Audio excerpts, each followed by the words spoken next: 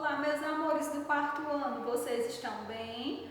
Hoje a nossa aula vai ser de gramática e a tia veio aqui fazer essa abertura bem pertinho, ó, do coração, com o nome de cada um, porque a saudade só aumenta a cada dia e agora que a gente está interagindo, estou gostando de ver a participação de vocês, mas agora que a saudade aumenta mesmo, que a gente vai lembrando de como era cada um na sala de aula. Então, é muito bom, tá certo? Vamos pedir ao nosso bom Deus que esse momento passe logo para que a gente possa nos reencontrar o mais breve possível, juntos na nossa salinha, tá certo? Mas enquanto isso, não vamos parar de estudar, vamos permanecer firmes e fortes nos estudos e contem com a tia, tá certo?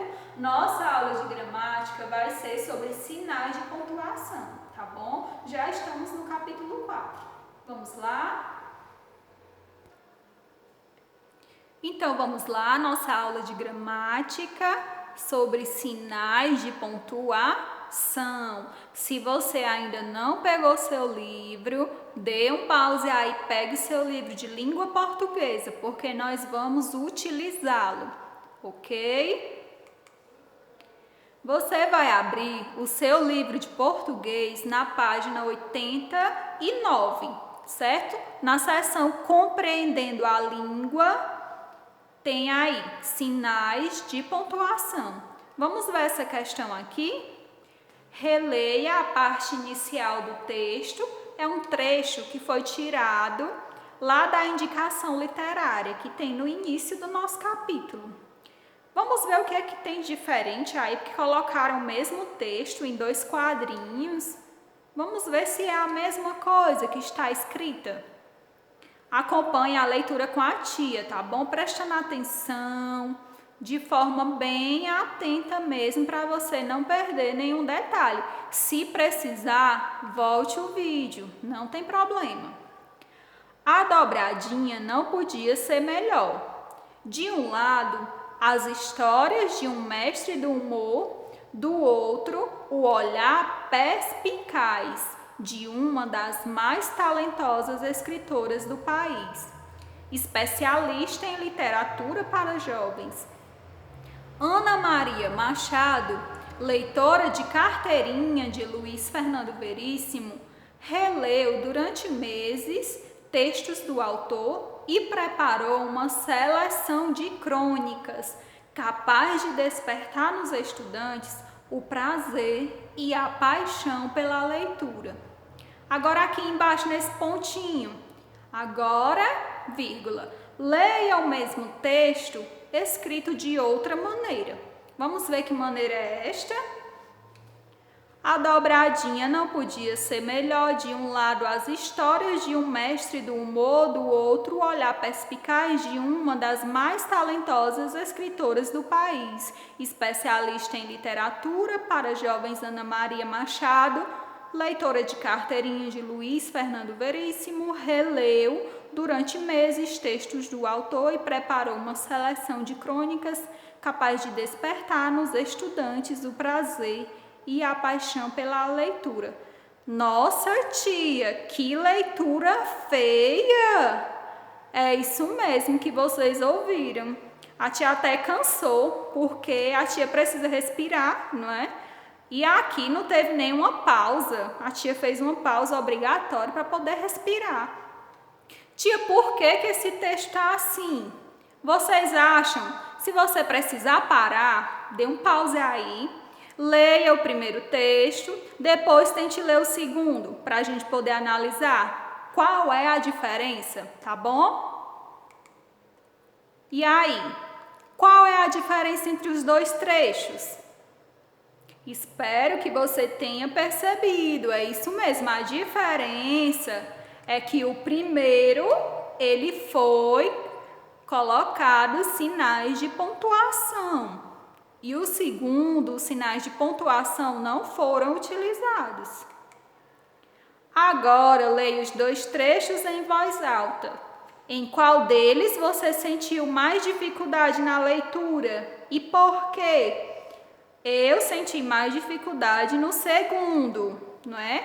E Exatamente, porque não tem uma pontuação, tá bom? Veja aí quando você lê e fale lá para a tia, lá na nossa aula no WhatsApp, como foi que você se sentiu lendo esse texto, tá bom? Os sinais de pontuação servem para quê? Vamos lá? Pela leitura, nós já podemos perceber qual é a função deles. Ó, sinalizar as pausas que devemos fazer durante a leitura. É verdade, eles dão sinais para a gente de que a gente tem que fazer uma pausa pequena ou que aquela ideia ali já tem que ser encerrada, tá bom? Eles indicam a entonação com que o texto deve ser lido, indicando surpresa, pergunta, se é para falar agitado ou com tom de dúvida.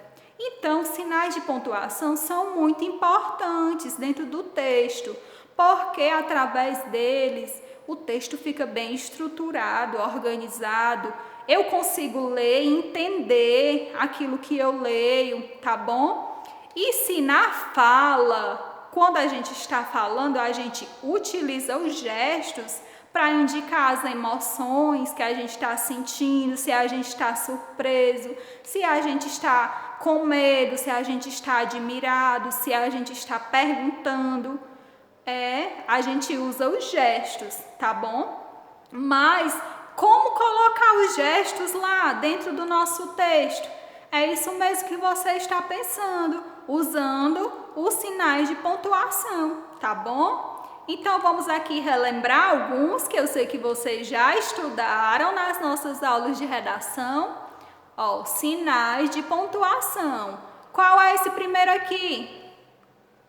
Ponto de interrogação. Eu utilizo quando eu quero fazer uma pergunta. E esse aqui, ponto final, é usado quando se termina de escrever uma frase ou um pensamento.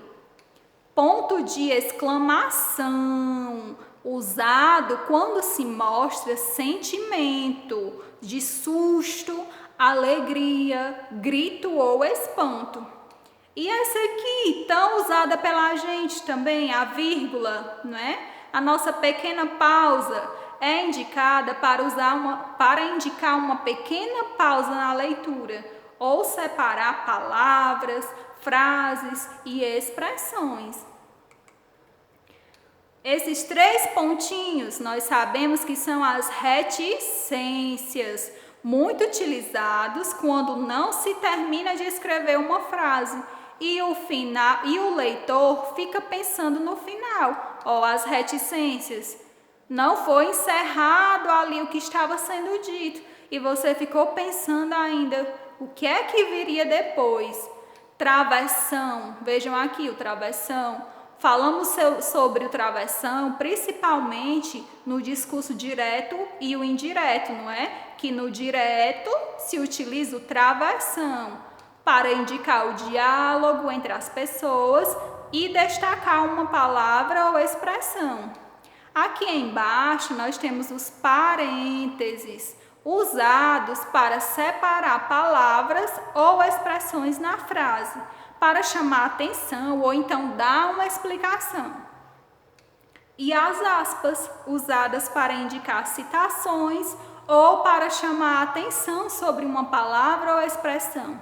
Tá certo? As aspas são utilizadas para dar destaque a algo. Você já assistiu o vídeo que a tia colocou lá no seu roteiro de estudos? Se não assistiu, vai lá conferir. Vale muito a pena, tá bom? É uma animaçãozinha curtinha, mas você vai ver os sinais de pontuação falando com você, tá certo? Então, vale a pena conferir. Agora você vai abrir o seu livro na página 87 e 88. Depois que você assistiu ao vídeo, ok? Não passe para lá sem assistir o vídeo. Faça a leitura silenciosa do texto A Espada. Essa leitura você vai fazer procurando os sinais de pontuação. Observe com muita atenção como eles foram utilizados nesse texto. Veja a maneira que cada um foi empregado, tá bom? Se precisar, assiste a nossa aula novamente e o vídeo que a tia indicou, tá certo? Mas não deixe de fazer a sua leitura silenciosa do texto, né? Que é a Crônica A Espada, que está lá na página 87 e 88. Ó, esse textinho aqui, a tia colocou até a imagem do livro, tá bom? Você vai lê-lo e observe por aqui, já dá para perceber que ele tem muitos sinais de pontuação. Então, você pode aí aprofundar seu estudo, fazer esse trabalho mesmo de pesquisador e procurar e estudar aqui como é que esses sinais de pontuação estão sendo utilizados dentro do texto, tá bom? E aí a atividade vai ser no livro de português. As questões 2, 3, 4 e 5, que você vai responder nas páginas 90 e 91. Então, meus queridos, gostaram da aula? Faça a atividade no livro, tá bom? E qualquer dúvida, a tia vai estar lá no WhatsApp esperando por vocês, pra gente interagir, ok? Então, eu conto com a presença de todos. Beijos, fiquem com Deus e se cuidem, tá certo? Pra gente ficar o mais breve possível, pra gente estar junto novamente, tá bom?